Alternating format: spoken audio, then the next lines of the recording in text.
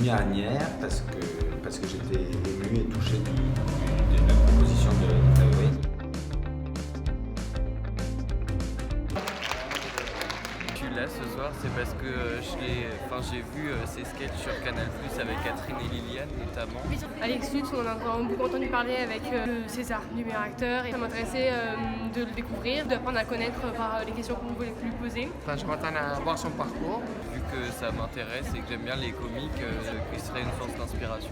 Je trouve ça super intéressant et puis super cool qu'ils puissent venir, qu'ils prennent le temps de venir pour répondre à des lycéens. Je trouve ça trop bien et du coup je me dis go l'encourager. Connaître un peu plus Alex Lutz, découvrir son parcours, ses hauts et ses bas et m'en inspirer.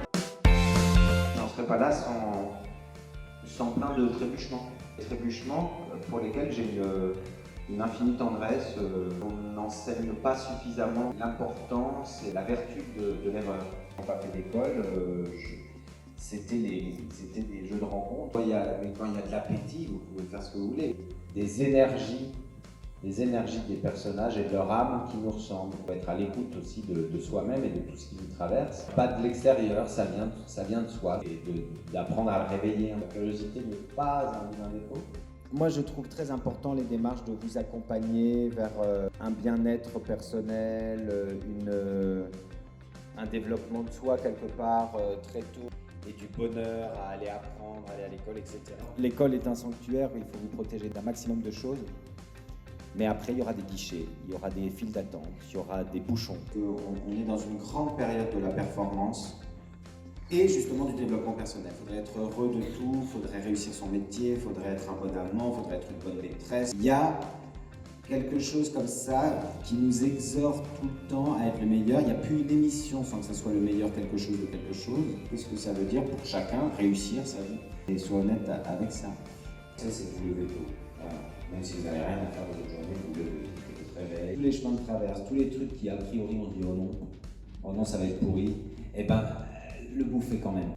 Faut créer le mouvement, quoi. Faut pas juste attendre. Pour 10 personnes qui disent mais quel génie, t'écoutes pas, mais t'écoutes celui qui fait même s'il n'a pas raison.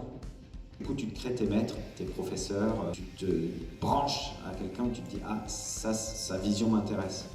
Je pense que vous serez une génération qui ferait peut-être plein de métiers et qu'à l'intérieur d'une même carrière, d'une même vie, vous aurez peut-être plusieurs carrières et plusieurs tournants à prendre. Pouvoir modifier ses directions, c'est une clé aussi pour pas avoir peur, justement. Donner envie d'oser et tout, c'est trop bien.